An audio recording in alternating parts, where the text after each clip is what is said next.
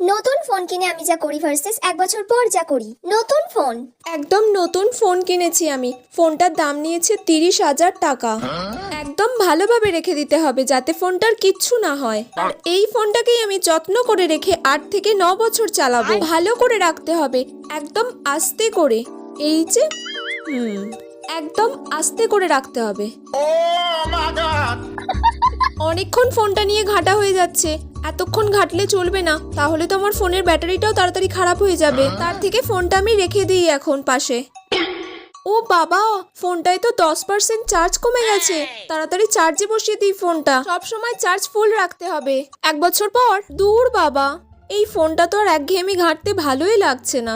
দূর দূর বাবা, এই ফোনটা কোথায় ঢুকিয়ে রাখলাম কে জানে, খুঁজেও পাই না দরকারের সময়। দূর, কবে থেকে এই একই ফোন ইউজ করে যাচ্ছি, আমার আর এই ফোনটা ইউজ করতে ভালোই লাগছে না। সন্ধি, পায়েল, মুন, তোমাদের নাম আমি নিয়ে নিলাম।